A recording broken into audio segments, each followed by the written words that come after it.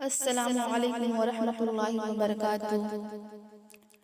نحمده ونصلي على رسوله الكريم، اما بعد فاعوذ باللہ من الشیطان الرجیم، بسم اللہ الرحمن الرحیم۔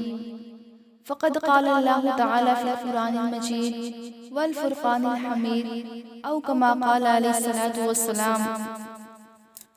جب عشق سکھاتا ہے آداب خدا گاہی، جب عشق سکھاتا ہے آداب خدا گاہی، کھلتے ہیں غلاموں پر اسرار شہنشاہی۔ عطار ہو رومی ہو رازی ہو غزالی ہو، عطار ہو رومی ہو رازی ہو غزالی ہو، کچھ ہاتھ نہیں آتا بے آہ سحرگاہی۔ اے طائر لا ہوتی اس رزق سے موت اچھی، اے طائر لا ہوتی اس رزق سے موت اچھی، جس رزق سے آتی ہو پرواز میں کوتاہی۔ محترم سامعین اکرام، ہر طرف شور ہے، مسلمان تباہ و برباد کیے جا رہے ہیں، کوئی ان کا پرسان حال نہیں۔ جس کو دیکھو وہ مسلمانوں کو مٹانے کے در پہ ہے، جس طرف نظر ڈالو مسلمانوں کو کمزور کرنے کی سازشیں ہو رہی ہیں۔ مسلمان جس نے کبھی دنیا کے اکثر حصے پہ حکمرانی کی تھی، بڑے بڑے صاحبان اقتدار سلطنتوں کو تہو بالا کر کے رکھ دیا تھا، بڑے بڑے جاہ و حشم، غرور و تمکنت، مالک ارباب و اقتدار کے چھکے چھڑا دیے تھے، آج وہی مسلمان محکومی کی زندگی گزار رہا ہے۔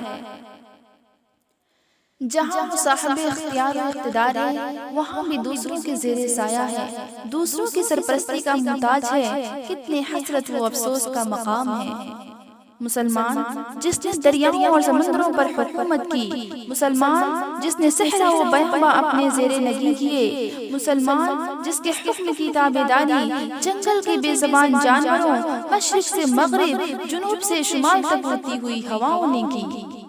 ہاں وہی مسلمان آج حیران و پریشان، افسوس و غمناک زندگی کے مقابلے میں بے کس و بے بس، لاچار و مجبور نظر آ رہا ہے۔ آخر ایسا کیوں ہوا؟ مسلمانوں کو یہ دین کیوں دیکھنا پڑا؟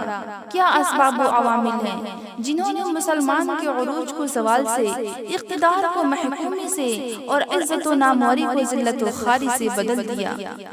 آج میں اسی موضوع کو لے کر آپ کے سامنے آئی ہوں۔ میں مسلمانوں کے اصل مرض کی بھی تشخیص کروں گی اور اس کا علاج بھی بتاؤں گی، لیکن یاد رکھیے میرا یہ علاج وسع کردہ نہ ہوگا، بلکہ قرآن و حدیث کا بتایا ہوگا، اللہ اور اس کے پیارے حبیب صلی اللہ علیہ وسلم کے ارشادات و فرمودات کی روشنی میں ہوگا۔ اوروں کا ہے پیام اور میرا پیام اور ہے، اوروں کا ہے پیام اور میرا پیام اور ہے، عشق کے درد مند کا طرز کلام اور ہے۔ محترم سامعین اکرام، ہمیں اپنے اندر تبدیلی پیدا کرنے کی ضرورت ہے، اپنے آپ کو بدلنے کی ضرورت ہے، اتنا بدلنے کی ضرورت ہے کہ ہمارے ساتھ ہمارا ماحول بدل جائے، ہمارے حالات بدل جائیں، ایک نئی دنیا ہو، نئی فضا ہو اور نئی آب و ہوا ہو۔ ان اللہ لا یغیر ما بقوم حتی یغیروا ما بانفسہم۔ خدا نے آج تک اس قوم کی حالت نہیں بدلی، خدا نے آج تک اس قوم کی حالت نہیں بدلی، نہ ہو جس کو خیال آپ اپنی حالت کے بدلنے کا۔ محترم سامعین اکرام، ہماری زندگی میں ایسا انقلاب رونما ہو جائے جو گردش وقت کو پھیر دے، حالات کے رخ کو موڑ دے، تاریخ کا دھارا جو غیروں کی سمت بہہ رہا ہے اس کا بہاؤ ہماری طرف ہو جائے، صرف ہماری ہی کایا نہ پلٹے بلکہ دنیا کی کایا پلٹ جائے، پھر آپ جانتے ہیں کیا ہوگا؟ یہ دنیا اور دنیا کا اقتدار مسلمانوں کے زیر نگین ہوگا، یہ کائنات اور کائنات کی نیرنگیاں مسلمانوں کے تابع فرما ہوں گی، یہ حکومت اور حکمرانی، سلطنت اور سلطانی مسلمانوں کی جاگیر ہوگی، اور مسلمانوں کا قافلہ اپنے اسلاف کے تابندہ نقوش سے رہنمائی حاصل کرتا ہوا منزل بمنزل کامیابیوں و کامرانیوں کی طرف بڑھتا چلا جائے گا۔ محترم سامعین اکرام، ہمیں اپنے اندر اتحاد و اتفاق پیدا کرنے کی ضرورت ہے، آپسی بھید بھاؤ کو ختم کرنے کی ضرورت ہے، گروہی عصبیتوں کی زنجیروں کو توڑ پھینکنے کی ضرورت ہے، جبھی ہم کو کامیابی و کامرانی حاصل ہوگی۔ نبی کا فرمان ہے المؤمنون اخوہ، کہ تمام مسلمان آپس میں بھائی بھائی ہیں، نبی کا ہی فرمان ہے، المسلم من سلم المسلمون من لسانہ و یدہ، ایک کامل مسلمان وہ ہے جس کے ہاتھ اور اس کے زبان سے دوسرے مسلمان محفوظ ہوں۔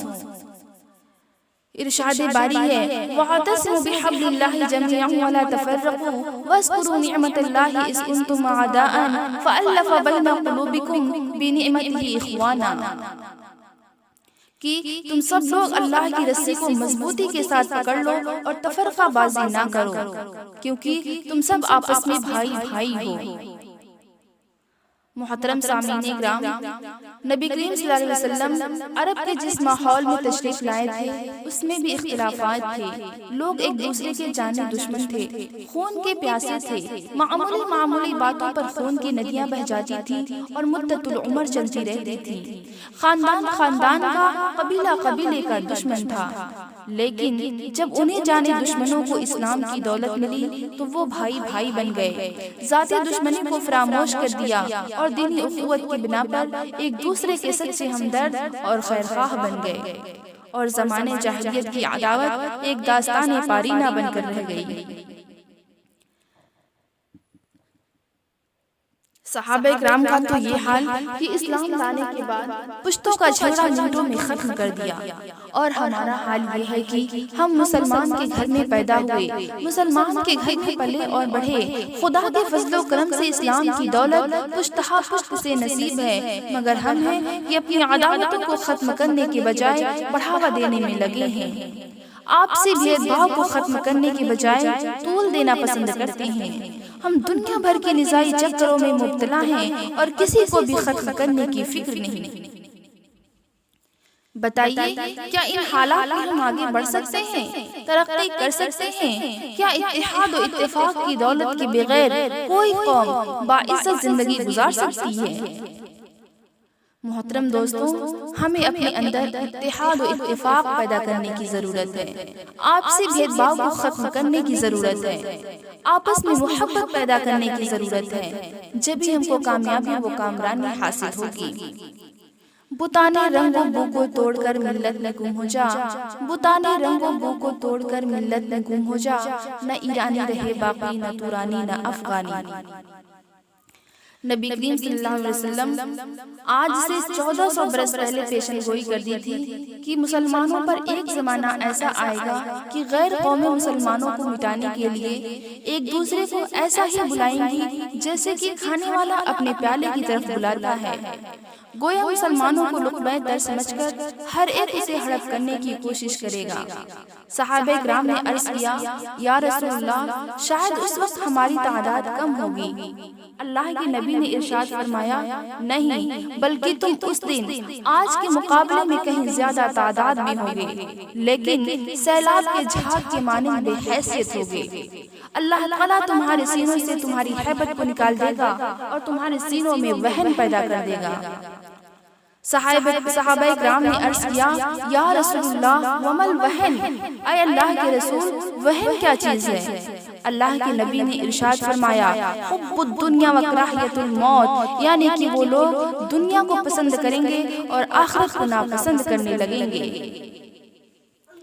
اے لا الہ کے وارث باقی نہیں ہے تجھ میں، اے لا الہ کے وارث باقی نہیں ہے تجھ میں، گفتار دل برانہ، کردار قاہرانہ، تیری نگاہ سے دل سینوں میں کانپتے تھے، تیری نگاہ سے دل سینوں میں کانپتے تھے، کھویا گیا ہے تیرا جذبہ قلندرانہ۔